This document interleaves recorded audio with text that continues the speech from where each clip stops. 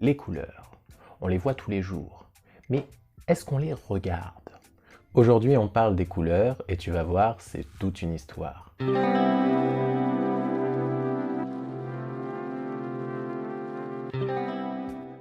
Hey, j'espère que tu vas bien.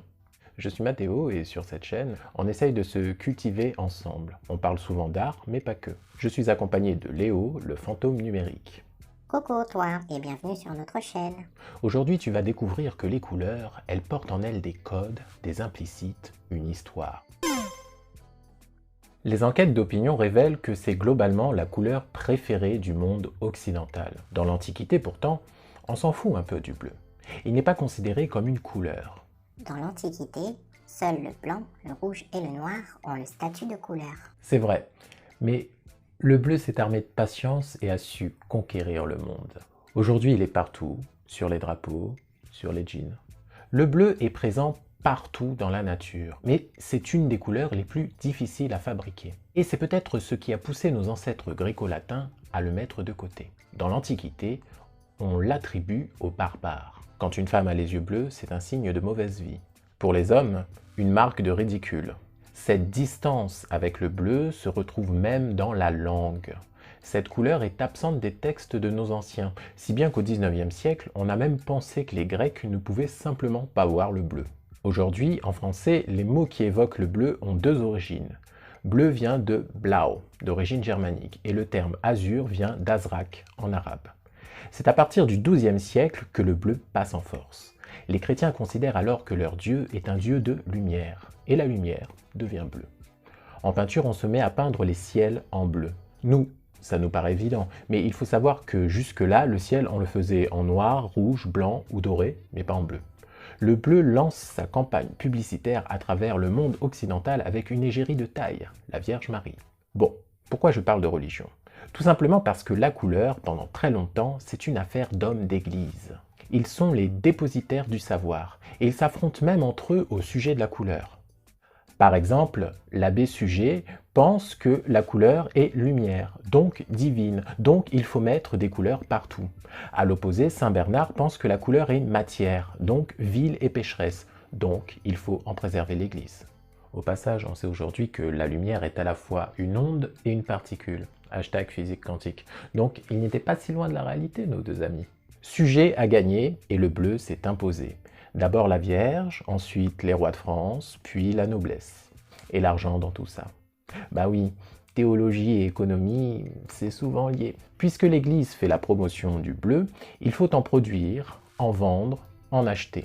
Toute une industrie du bleu se met en place. À cette époque, on fabrique le bleu avec une plante appelée guède. Sa culture fait la richesse de régions entières. Thuringe, Toscane, Picardie, Toulouse. Le bleu se présente sous forme de boules qu'on appelle des coques. C'est de là que vient l'expression « pays de cocagne ». Plus tard, on inventera le bleu de Prusse, puis le commerce avec l'Amérique et les Antilles permettra d'accéder à l'indigo. L'indigo, c'est une véritable révolution. Il a un pouvoir colorant exceptionnel et il coûte beaucoup moins cher, puisqu'on le fait fabriquer par des esclaves. Les anciennes régions qui fabriquaient le bleu sont ruinées, tandis que des villes comme Nantes ou Bordeaux, port célèbre du commerce esclavagiste, deviennent très très riches. 1850, un tailleur juif du nom de Lévi-Strauss qui vit à San Francisco invente le jean. Le bleu finit de conquérir le monde. Ah, le rouge, couleur de l'amour, couleur du diable, couleur de l'orgueil. On connaît tous quelqu'un qui a une voiture rouge et qui se la pète. C'est une couleur fascinante, mais qui traîne derrière elle une odeur de soufre. Le rouge, c'est la couleur par excellence. D'ailleurs, en latin, coloratus, c'est à la fois le mot pour dire rouge et coloré. C'est la même chose avec le terme colorado en espagnol. En russe, le mot krasnoï veut à la fois dire rouge et beau. J'ai dit tout à l'heure que chez les anciens, il y avait trois couleurs, blanc, rouge et noir. En vrai, c'est plutôt le blanc représentait l'incolore, le rouge était la couleur, tandis que le noir représentait le sale. Il semblerait d'ailleurs que certains de nos compatriotes n'aient pas beaucoup évolué depuis l'Antiquité. Le rouge, on sait le fabriquer depuis très très longtemps. Déjà au Paléolithique, on utilisait de la terre ocre. C'est peut-être ce qui explique son succès. pendant longtemps, c'est l'attribut du pouvoir. Le rouge, c'est le feu et le sang. C'est la guerre avec le dieu Mars. C'est l'armée avec les centurions romains. Plus tard, c'est aussi le feu de l'Esprit Saint des chrétiens ou le sang de leur Messie. Pendant très longtemps, on fabrique le rouge à partir du murex, un coquillage qu'on ne trouve qu'en Méditerranée. Quand les gisements d'Égypte et de Palestine sont épuisés, on trouve une nouvelle recette à partir d'œufs de cochenille. C'est une fabrication difficile et qui coûte très cher. Mais il paraît que le rouge obtenu est fabuleux. Pour les gens les plus modestes, on utilise la garance qui donne une teinte moins éclatante. Ce n'est pas sans dire que le rouge qu'on porte dit beaucoup de notre condition sociale. Un rouge vif indique que l'on fait partie des puissants. Le rouge s'installe partout dans la culture, dans les contes. Petit chaperon rouge, la pomme rouge de Blanche-Neige. Le rouge devient même un genre de franchise. Les teinturiers qui traitent le rouge ne vivent pas dans les mêmes rues que ceux qui traitent le bleu. Qu'on s'occupe d'une couleur et qu'on ne s'amuse pas à aller traiter d'autres couleurs, sous peine de procès. L'histoire regorge de conflits qui opposent les rouges et les bleus. Ils s'accusent mutuellement de polluer les rivières, par exemple. À partir de la réforme protestante, le rouge est moins coté. Couleur du masculin, il devient peu à peu un attribut féminin. C'est ce qui donnera plus tard notre bleu pour les garçons, rose pour les filles. C'est même la couleur des robes de mariée jusqu'au 19e siècle. Bah oui, le rouge ça coûte cher, donc quand on se marie, on met le prix. C'est d'ailleurs marrant parce que le rouge c'est aussi la couleur des prostituées. Ces dernières avaient l'obligation de porter un vêtement rouge pour indiquer leurs conditions et leur métier. Le rouge est une couleur du paradoxe, richesse, divin, mais aussi péché, érotisme, passion. Aujourd'hui, il a un peu moins bonne réputation. C'est bling bling. Ou alors il évoque l'interdiction, feu rouge, sens interdit. Bon, on ne va pas faire toutes les couleurs, alors j'ai décidé de finir cet épisode avec le noir. Parce que c'est la couleur que je préfère, et aussi parce que c'est une couleur que l'on considère beaucoup trop comme lugubre. Le noir, ce n'est pas que le deuil, la mort, les peurs de l'enfance. C'est aussi l'humilité, la tempérance. C'est l'autorité des arbitres, des juges, des voitures, des hauts personnages de l'État. Le noir, c'est aussi chic, élégant. En latin, il y a deux mots pour dire noir. Niger, qui veut dire noir brillant, et ater, qui veut dire noir mat. Ça a donné l'adjectif atrabilaire, qualifiant la bile noire. La distinction entre le mat et le brillant était dans le passé très importante. Pendant très longtemps, il a été très difficile de fabriquer le noir. Parce que non, il ne suffit pas de mélanger toutes les couleurs pour obtenir du noir. Pour faire de la peinture noire, il faut utiliser des produits très chers. L'ivoire calciné par exemple, qui donne une teinte absolument fabuleuse mais qui coûte une fortune. On pourrait dire qu'il suffit de brûler du bois pour obtenir un genre de fusain.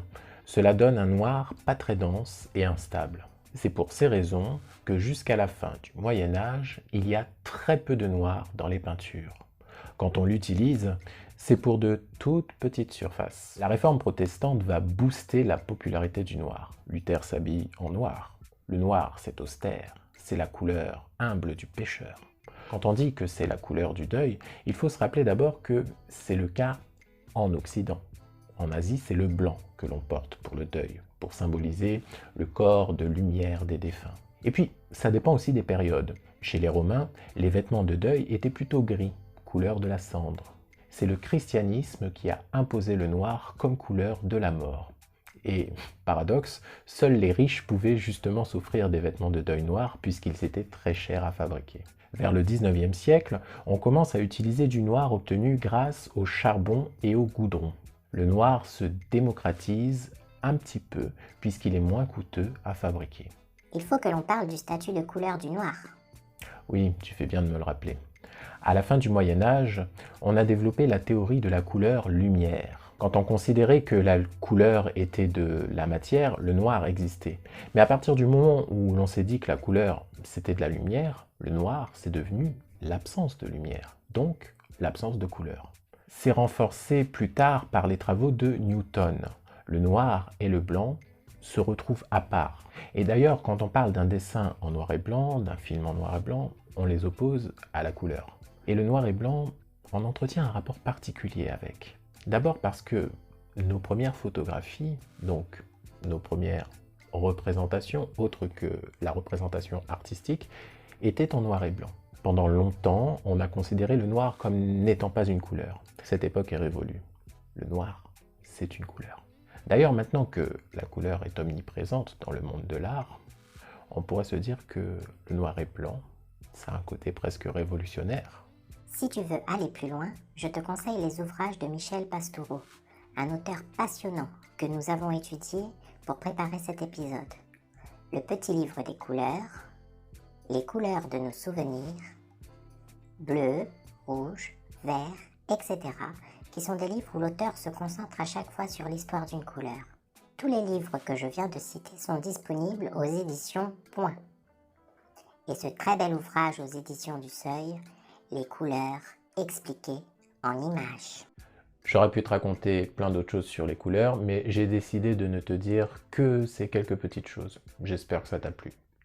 Abonne-toi, like et partage.